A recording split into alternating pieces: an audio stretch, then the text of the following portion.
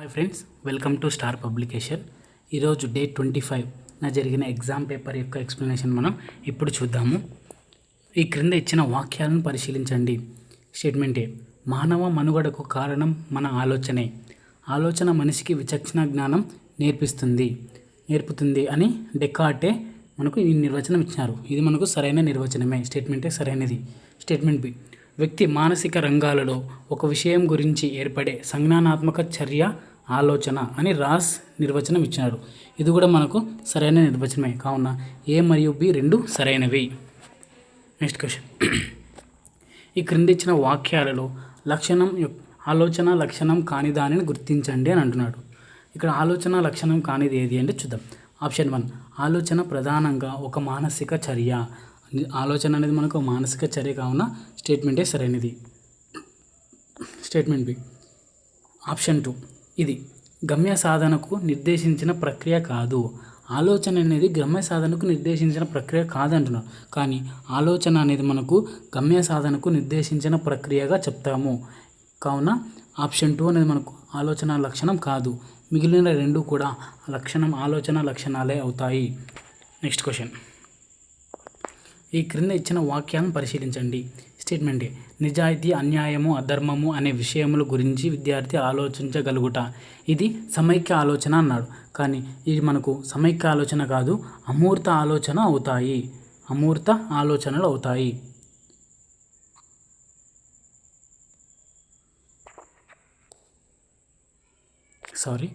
Statement ఏ అనేది మనకు సరికానిది.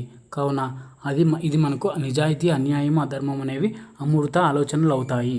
Next statement B. పుష్పము దానిలోని భాగాలను చూపిస్తూ ఉపాధ్యాయుడు బోధన జరుపుతున్నాడు. దానిని చూస్తూ విద్యార్థి ఆలోచిస్తూ విషయ సేకరణ చేస్తున్నాడు. ఇది అమూర్త ఆలోచన. ఇక్కడ మనకు విద్యార్థి ఉపాధ్యాయుడు చేసే ఆలోచన ఏది అవుతుంది అంటే అమూర్త ఆలోచన అవుతుంది. కావున స్టేట్మెంట్ బి సరైనది. ఏ సరికానిది, బి సరైనది. Next question. ఈ క్రింద ఇచ్చిన జతల్లో సరికాని జతను గుర్తించండి. ఏది మనకు సరికాని జత అవుతుంది అంటే మూర్త ఆలోచన, భావనాత్మక ఆలోచన అనేది మనకు సరికాని జత అవుతుంది. ఎందుకంటే మూర్త ఆలోచన అంటే మనకు ప్రత్యక్ష ఆలోచన, భావనాత్మక ఆలోచన అంటే అమూర్త ఆలోచన. కావున ఆప్షన్ 4 అనేది మనకు సరికాని జత. ఆప్షన్ 1 తార్కిక ఆలోచన, ఇది అత్యున్నతమైన ఆలోచన పద్ధతి. ఇది మనకు సరైన జతనే. నెక్స్ట్ సమైక్య ఆలోచన, ఏకముఖ ఆలోచన, ఇది మనకు సరైన జతనే. స్వైర ఆలోచన, అనిర్దేశిక ఆలోచన, ఇది కూడా మనకు సరైన జతనే. కావున ఆప్షన్ 4 మనకు సరికాని జత. Next question. స్టేట్మెంట్ ఏ: 1, 4, 9 అన్న సమస్యకు జవాబు 42. ఇక్కడ 42 కాదు, ఇది 4^2 అనేది మనకు అవుతుంది. 4^2 16, 20 - 4 అని వివిధ రకాల సమాధానాలను ఇవ్వగలిగే ఆలోచన రకము విభిన్న ఆలోచన. ఇక్కడ మనకు ఏమవుతుంది అంటే ఇది విభిన్న ఆలోచన అవుతుంది. ఎందుకంటే ఒక సమస్యకు వివిధ ఆలోచనలు వేరువేరుగా ఆలోచిస్తూ సమాధానాలను చాలా చెప్పడాన్నే విభిన్న ఆలోచన అవుతుంది. కావున స్టేట్మెంటే సరైనది. Statement B. 1, 4, 9 అన్న సమస్యకు జవాబు 16 అని ఆలోచించి చెప్పగలుగుట అనేది ఏ రకమైన ఆలోచన అంటే ఇక్కడ తార్కిక ఆలోచన ఇచ్చినాడు. కానీ మనకు ఇది ఏకముఖ ఆలోచన అవుతుంది. కావున స్టేట్మెంట్ బి సరికాదు. ఏ సరైనది, బి సరికానిది. Next question. Statement A: IAS prepare అయినట్లు, జాబ్ వచ్చినట్లు, కలెక్టర్గా పెత్తనం చేస్తున్నట్లు ఆలోచించడం. ఇది స్వైర ఆలోచన. ఇది మనకు సరైన స్టేట్మెంట్ అవుతుంది. ఎందుకంటే పగటి కళలు కనడం అనేది ఇక్కడ జరుగుతుంది. కావున నెక్స్ట్ అనిర్దేశిక ఆలోచన, లక్ష్యరహితంగా ఆలోచిస్తూ స్వైర కల్పనలు చేయడం అనేది అనిర్దేశిక ఆలోచన. మనకు స్వైర కల్పన అన్న అనిర్దేశిత ఆలోచన అన్న ఒకటే కాబట్టి స్టేట్మెంట్ బి కూడా సరైనదే. Statement C. బడి అన్న ఆలోచన రాగానే ఉపాధ్యాయులు వివిధ సబ్జెక్టులు, పీరియడ్స్ అన్నిటిని గుర్తించి ఆలోచన చేయుట. ఇక్కడ నిర్దేశిత ఆలోచన ఉంది. కానీ మనకు బడి అన్నగానే ఏది ఉపాధ్యాయులు ఆలోచన వచ్చింది. ఇక్కడ సంసర్గ ఆలోచన అనేది ఉంది. కావున స్టేట్మెంట్ సి అనేది సరికాదు. ఏ మరియు బి సరైనవి. Next question. స్టేట్మెంట్ ఏ: మన చుట్టూ ఎన్ని ఉద్దీపనలు ఉన్నప్పటికీ మనిషి కేవలం కొన్ని ఉద్దీపనలపై మాత్రమే ధ్యాసను కేంద్రీకరించడాన్ని అవధానం అంటారు. ఇది మనకు సరైన స్టేట్మెంటే అవుతుంది. అవధానం అంటే మనకు ఒక దానిపై ధ్యాస కేంద్రీకరించడం అంటే ఒక దాని మీద ధ్యాస పెట్టడమే అవధానం, అటెన్షన్ అవుతుంది. Next statement B. అవధానము వర్ణనాత్మకమైనదిగా నిరూపించడానికి మనోవిజ్ఞాన శాస్త్రవేత్తలు తమ అధ్యయనంలో డైకాటిక్ లిజనింగ్ పద్ధతిని ఉపయోగించారు. ఇది కూడా మనకు సరైనదే. అవధానంను వర్ణనాత్మకంగా నిరూపించడానికి డైకాటిక్ లిజనింగ్ పద్ధతిని ఉపయోగించారు. Next question. స్టేట్మెంట్. ఈ క్రింద ఇచ్చిన వాక్యాలను సరైన వాక్యం కానిది. ఏది మనకు సరైన వాక్యం కాదు అంటే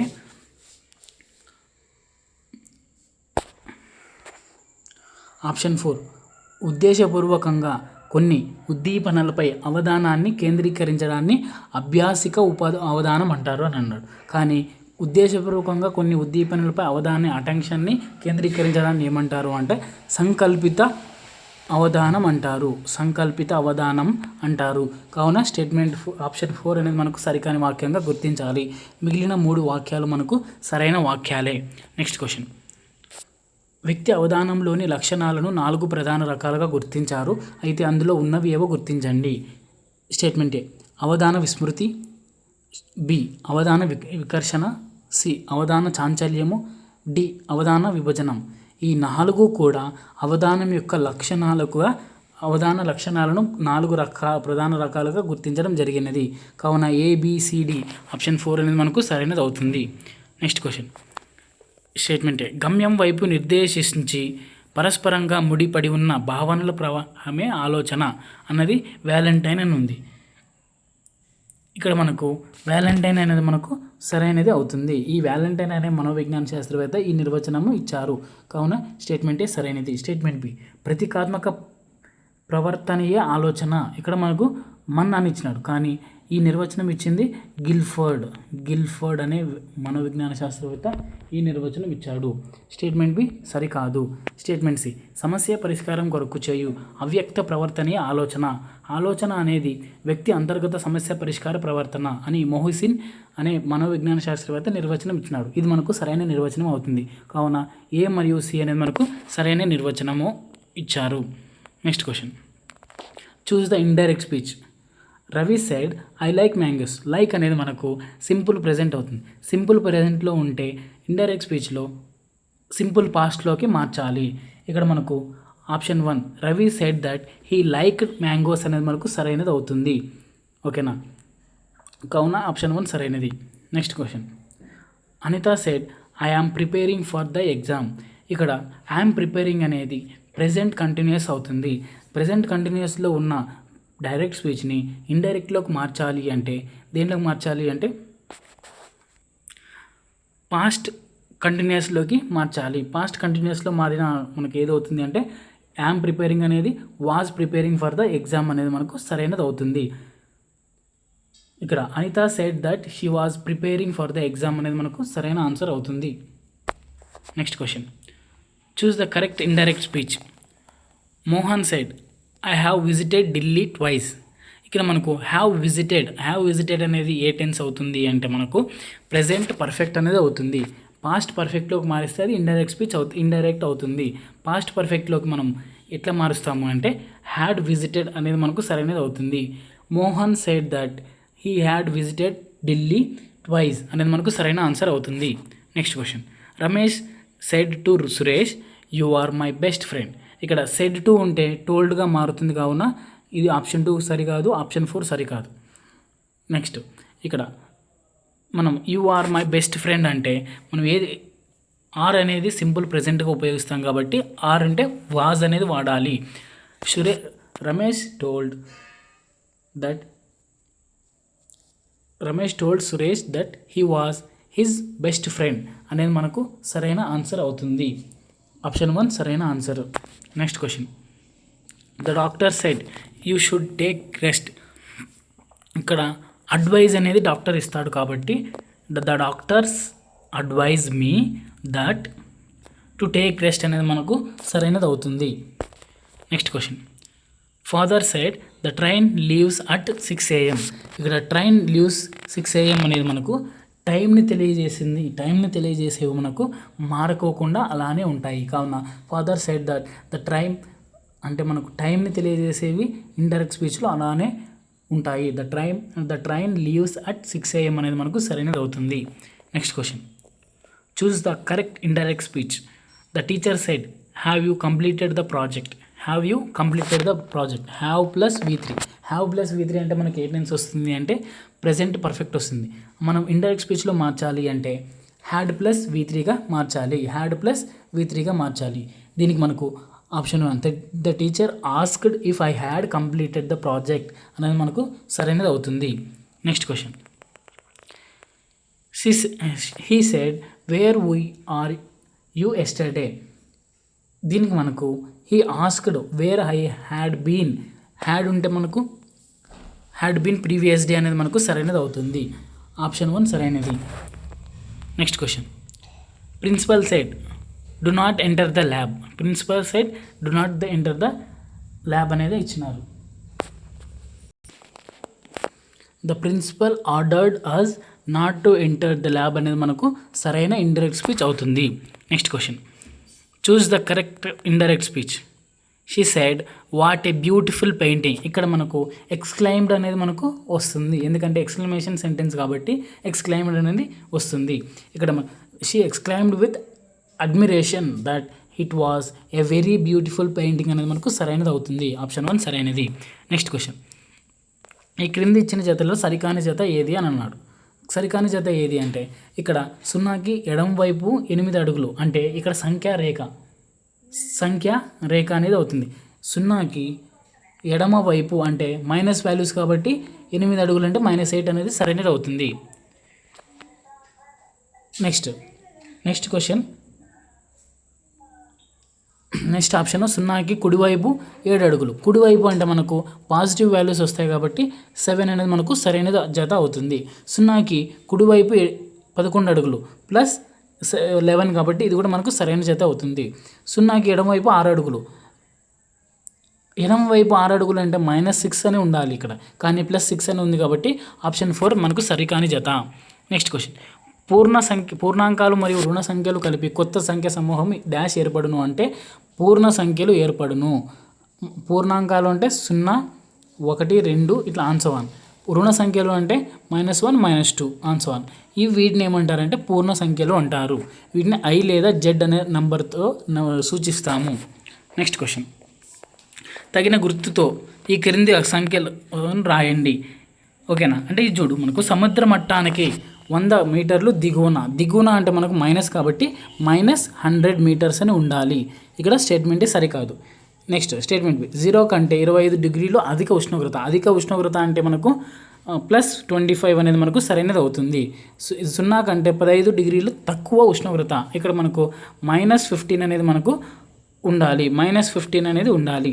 ఇక్కడ ఏది సరైనది అవుతుంది అంటే బి మాత్రమే సరైనది అవుతుంది.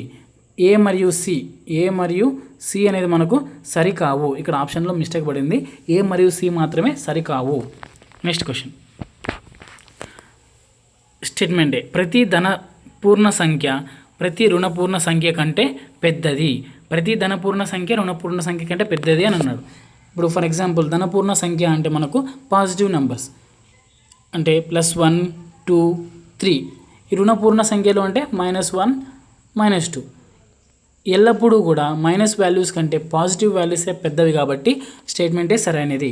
0 అనేది ప్రతి ధనపూర్ణ సంఖ్య కంటే తక్కువ. ఇక మనం 0 అనేది అన్ని ధనపూర్ణ అంటే పాజిటివ్ వాల్యూస్ కంటే తక్కువ కాబట్టి ఇది కూడా మనకు సరైనదే. నెక్స్ట్ 0 అనేది ప్రతి రుణపూర్ణ సంఖ్యల కంటే పెద్దది. రుణపూర్ణ సంఖ్యలు అంటే నెగిటివ్ నెంబర్స్ కంటే 0 పెద్దదే కాబట్టి స్టేట్మెంట్ సి కూడా సరైనది. ABC అన్నీ సరైనవి. Next question. 0 అనేది రుణపూర్ణ సంఖ్య. 0 అనేది మనకు రుణపూర్ణ సంఖ్య కాదు, ధనపూర్ణ సంఖ్య కూడా కాదు. 0 అనేది మనకు పాజిటివ్ నెంబర్ కాదు, నెగిటివ్ నెంబర్ కాదు. కావున స్టేట్మెంటే సరికాదు. నెక్స్ట్ ఒక సంఖ్య 0 నుండి కుడివైపు దూరం వెళ్ళే కొలది విలువ పెరుగును. అంటే సంఖ్యా రేఖలో కుడివైపు వెళ్తే సంఖ్య విలువ పెరుగుతుంది కాబట్టి స్టేట్మెంట్ బి సరైనది.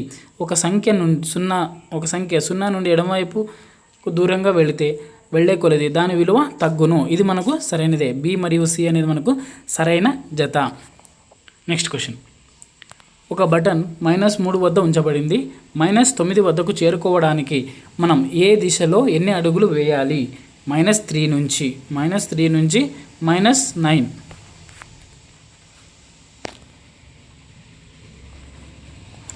-3 నుంచి -9 వరకు. అంటే వీటి మధ్య మనకు నంబర్స్ ఉంటాయి. -3 నుంచి 9 వరకు. -4 ఉంటుంది, 5 ఉంటుంది, 6 ఉంటుంది, 7 ఉంటుంది, 8 ఉంటుంది. అంటే 1 2 3 4 5 6 అడుగులు వేయాలి. ఎటువైపు? ఎడం వైపు. కాబట్టి ఎడం వైపు 6 అడుగులు వేయాలి. కావున మనం -3 నుంచి ఎడం వైపు 6 అడుగులు వేయాలి అనేది మనకు సరైనది అవుతుంది. Next question. ఈ క్రింద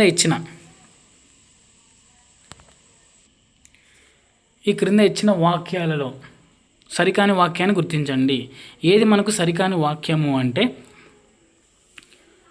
ఆప్షన్ 2, సముద్రం మట్టం నుండి 800 మీటర్ల లోతులో ఒక జలాంతర్గామి కదులుతుంది. +800 అని ఉంది. కానీ లోతులో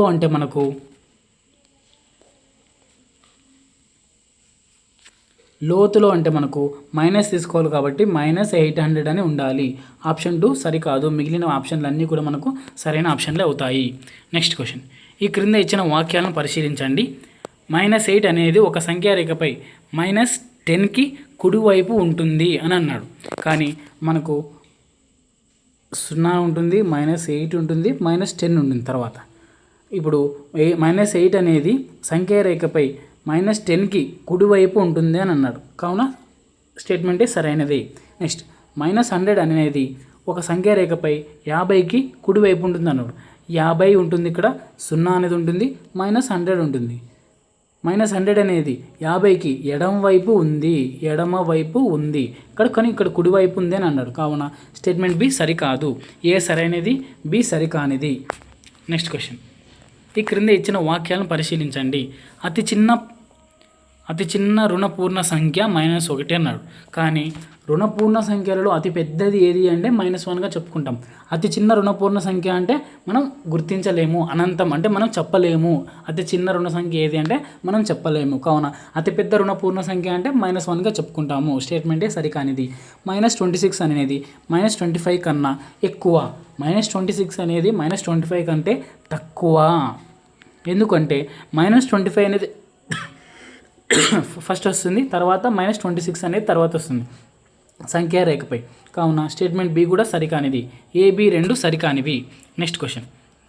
స్టేట్మెంట్ ఏ. -2కి కుడివైపున 4 అంకెలు జరిపినచో ఏ సంఖ్య వస్తుంది అంటే +2 వస్తుంది. -2 -1 0 1 2 4 సంఖ్యలు జరిపితే +2 వస్తుంది. కావున స్టేట్మెంటే సరైనది. 1 నుండి ఎడం వైపు 5 సంఖ్యలు జరిపినచో ఏ సంఖ్యకు చేరుకుంటాము అంటే ఇక్కడ మనకు 6 అని ఉండాలి. స్టేట్మెంట్ బి సరైనదే. నెక్స్ట్, సంఖ్యారేఖపై మనము -8 దగ్గర ఉంటే -13ని చేరడానికి ఏ వైపున జరగాలి అంటే కుడి వైపున జరగాలి. -8 నుంచి -13 అంటే ఎడం వైపు జరగాలి. అంటే స్టేట్మెంట్ సి సరికాదు. ఏ మరియు బి సరైనవి. Next question. ఈ క్రింద ఇచ్చిన వాక్యాలను పరిశీలించండి. Statement A. సావిత్రిబాయి పూలే మహారాష్ట్రకు చెందిన భారతీయ సంఘ సంస్కర్త, విద్యావేత్త, కవయిత్రి. ఇది మనకు సరైన స్టేట్మెంటే. నెక్స్ట్, సరోజిని నాయుడు భారతదేశ ప్రథమ మహిళా ఉపాధ్యాయునిగా కీర్తింపబడ్డాడు. సరోజిని నాయుడు కాదు, సావిత్రిబాయి పూలేనే భారతీయ దేశ ప్రథమ మహిళా ఉపాధ్యాయునిగా కీర్తించబడ్డారు. కావున స్టేట్మెంట్ బి సరికాదు. ఏ సరైనది, బి సరికానిది. Next question. Statement A. Savitribai పూలేను భారత స్త్రీవాద మాతామహి అని కీర్తిస్తారు. ఇది మనకు సరైన జతనే, సరైన స్టేట్మెంటే. నెక్స్ట్, పూలే తన భర్తతో కలిసి కలకత్తాలోని బీడేవాడలో భారతదేశంలోనే ప్రథమ బాలికల పాఠశాలను స్థాపించారు. ఇక్కడ మనకు కలకత్తా కాదు, పూణే, మహారాష్ట్రలోని పూణేలోని బీడేవాడలో భారతదేశంలోనే ప్రథమ బాలికల పాఠశాలను సావిత్రిబాయి పూలే తన భర్తతో కలిసి స్థాపించారు. కాబట్టి స్టేట్మెంట్ బి సరికాదు. ఏ సరైనది, బి సరికానిది. Next question. ఈ క్రింద ఇచ్చిన వాక్యాలలో సరైన వాక్యం కానిది ఏది మనకు సరైన వాక్యం కాదు అంటే చూద్దాం. ఆప్షన్ 1. గాంధీజీ దక్షిణాఫ్రికాలోని ప్రిటోరియాకు రైలులో ప్రయాణించేటప్పుడు జాతి వివక్షత ఎదుర్కొన్నారు. ఇది మనకు సరైన జతనే, సరైన ఆప్షనే. నెక్స్ట్, నెల్సన్ మండేలా దక్షిణాఫ్రికాలో వర్ణ వివక్షతకు వ్యతిరేకంగా పోరాడారు. ఇది కూడా మనకు సరైన ఆప్షనే. నెక్స్ట్, వర్ణ వివక్షత వ్యవస్థ అనగా జాతి ప్రతిపాదకన ప్రజలు వేరు చేయడం. ఇది కూడా మనకు సరైనదే. ఏది కాదు అనేది మనకు సరికాని వాక్యంగా గుర్తించాలి. నెక్స్ట్, స్టేట్మెంట్ ఏ పీడబ్ల్యూడి చట్టం 2026 ప్రకారం నడవలేని, చూడలేని, వినలేని, మాట్లాడలేని వ్యక్తులను దివ్యాంగులుగా పరిగణిస్తారు. ఇక్కడ 2026 కాదు, 2016 పీడబ్ల్యూడి పర్సనాలిటీ విత్ డిజబిలిటీ చట్టం ప్రకారం 2016లో ఈ నిర్వచనం ఇచ్చింటారు. కాబట్టి స్టేట్మెంట్ ఏ సరికాదు. నెక్స్ట్, సతీ సహగమనము 1839వ సంవత్సరంలో నిషేధించబడింది అని అన్నారు. కానీ 1839 కాదు, 1829లో సతీ సహగమనాన్ని నిషేధించబడింది. స్టేట్మెంట్ బి కూడా సరికానిది. ఏ మరియు బి సరికానివి. నెక్స్ట్ క్వశ్చన్, ఆనందీబాయి జోషికి సంబంధించి సరికాని వాక్యాన్ని గుర్తించండి. ఈమె భారతదేశపు తొలి మహిళా వైద్యురాలు. ఇది మనకు సరైన వాక్యమే. తన మగబిడ్డ పుట్టిన 10 రోజులకే వైద్యం అందక మరణించాడు. ఈ విషాదం తన వైద్య విద్యను చదివేలా ప్రోత్సహించింది. ఇది కూడా మనకు సరైనదే. ఆనందీబాయి జోషి 1886లో వైద్యురాలిగా పట్టా అందుకున్నారు. ఇది కూడా మనకు సరైనదే. భారతదేశానికి తిరిగి వస్తుండగా ఆమె క్షయవ్యాధికి గురయ్యారు. 1897లో పుణేలో మరణించారు. 1897 కాదు, 1887. అంటే వైద్యురాలుగా పట్టా పొందిన 1 సంవత్సరానికే ఈ ఆనందీబాయి జోషి మరణించారు క్షయవ్యాధితో. కావున ఆప్షన్ 4 సరికాదు. నెక్స్ట్ క్వశ్చన్, నెల్సన్ మండేలాకు సంబంధించి సరికాని వాక్యము. స్టేట్మెంటే, దక్షిణాఫ్రికా పూర్వ అధ్యక్షుడైన నెల్సన్ మండేలా 27 సంవత్సరాల జైలు జీవితం తర్వాత 1990వ సంవత్సరంలో విడుదలయ్యారు. స్టేట్మెంటే సరైనది. స్టేట్మెంట్ బి, దక్షిణాఫ్రికాలో జాతి వివక్షత విధానానికి విజయవంతంగా ముగింపు పలికారు. జాతి పరంగా విభజితమై ఉన్న దేశంలో శాంతిని నెలకొల్పారు. ప్రపంచవ్యాప్తంగా మానవ హక్కుల ఉద్యమానికి నాయకత్వం వహించారు. ఇది కూడా మనకు సరైనదే. 1990లో భారతరత్న అవార్డును స్వీకరించారు. ఆయనను దక్షిణాఫ్రికా గాంధీ అని పిలుస్తారు. ఎవరిని అంటే నెల్సన్ మండేలాను. కావున స్టేట్మెంట్ సి కూడా సరైనది. ఏబిసి అన్నీ సరైనవి. నెక్స్ట్, స్టేట్మెంట్ ఏ 14వ నిబంధన రాజ్యాంగంలో చట్టం ముందు అందరూ సమానమని తెలియజేస్తుంది. ఇది మనకు సరైన జతనే. నెక్స్ట్, 15(1) నిబంధన ఏది అంటే మతం, జాతి, కులం, లింగ వివక్షత, లింగ, పుట్టిన ప్రదేశం వంటి అంశాల ఆధారంగా రాజ్యంలో ఏ ఒక్క పౌరుని పట్ల వివక్షత చూపరాదు. ఇది మనకు 15(1). ఇది కూడా మనకు సరైన జతనే. నెక్స్ట్, 17వ నిబంధన ప్రభుత్వ రంగ ఉద్యోగాల్లో అందరికీ సమాన అవకాశాలు. ఇది మనకు సరికానిది. ఎందుకంటే 16వ నిబంధన మాత్రమే మనకు ప్రభుత్వ రంగాల్లో అందరికీ ఉద్యోగ అవకాశాలు సమాన అవకాశాలు కలిగించాలని చెబుతుంది. కావున ఏబి 2 సరైనవి. నెక్స్ట్ క్వశ్చన్, 17వ నిబంధన అంటరాని తనాన్ని పాటించడం నిషేధం. దీన్ని పాటించిన వారు చట్టం ప్రకారం శిక్షించబడతారు. అణచివేతకు గురైన వర్గాలకు సమాన స్థాయిని కల్పించేందుకు రిజర్వేషన్లు కనిపించబడ్డాయి. 17 అనేది మనకు సరైన ఆర్టికల్ అవుతుంది. నెక్స్ట్, స్టేట్మెంట్ బి 23(a) నిబంధన 6 నుంచి 14 సంవత్సరాల వయసులో ఉన్న బాలలందరికీ ఉచిత నిర్బంధ ప్రాథమిక విద్య. ఇక్కడ మనకు 23(a) కాదు, 21(a) అనేది మనకు సరైనది అవుతుంది. 21(a) మాత్రమే 6 నుంచి 14 సంవత్సరాల పిల్లలందరికీ ఉచిత నిర్బంధ విద్యను అందించాలి అని చెప్తుంది. స్టేట్మెంట్ బి సరికాదు. ఏ మరియు ఏ సరైనది, బి సరికానిది.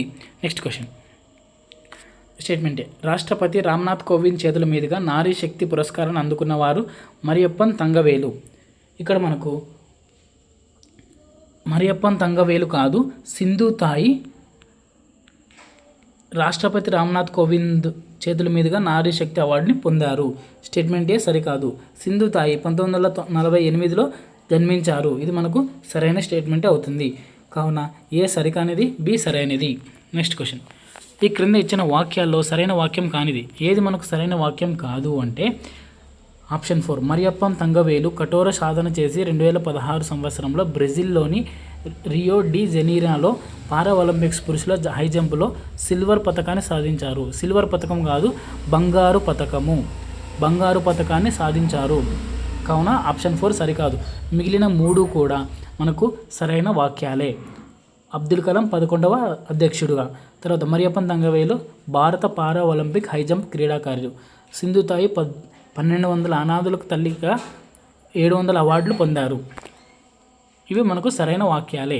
ఆప్షన్ 4 మాత్రమే సరికాని వాక్యము.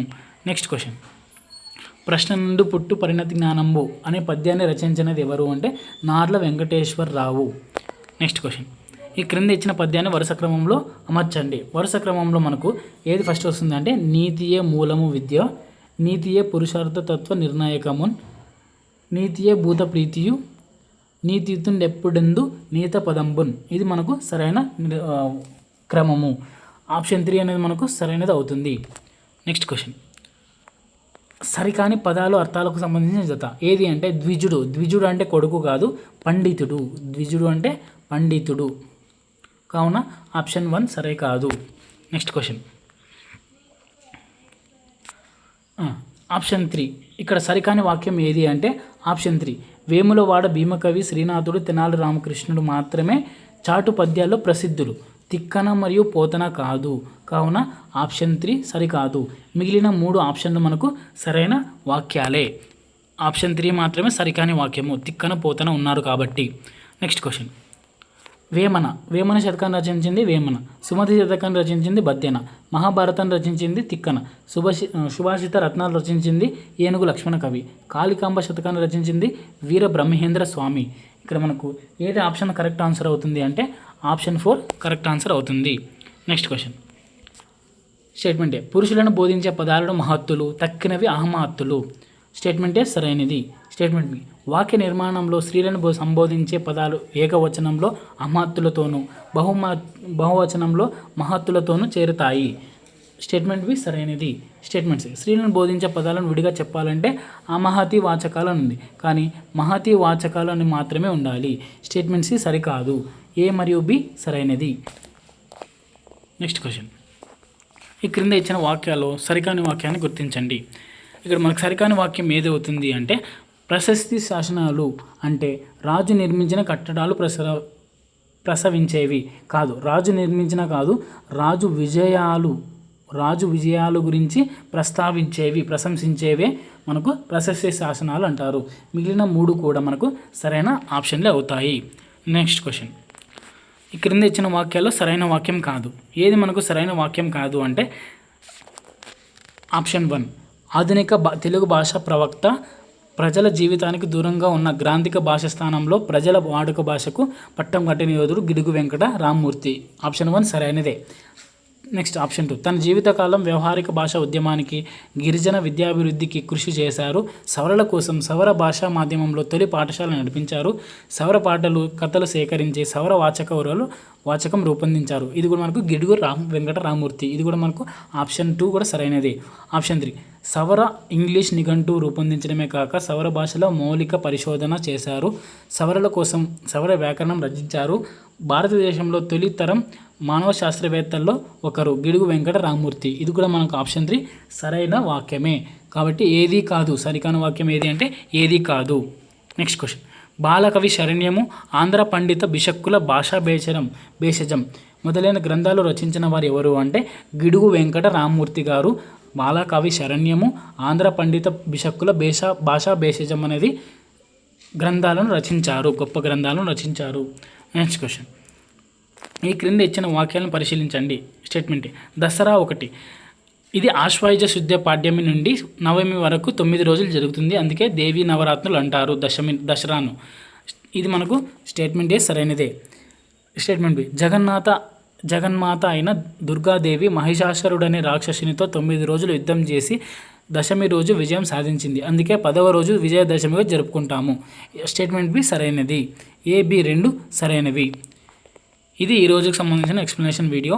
ఇలాంటి మరిన్ని ఎక్స్ప్లెనేషన్ వీడియోస్ అలాగే ఫ్రీ ఎగ్జామ్ సిరీస్ని రాయాలంటే స్టార్ పబ్లికేషన్ అనే యూట్యూబ్ ఛానల్ని సబ్స్క్రైబ్ చేసుకోండి.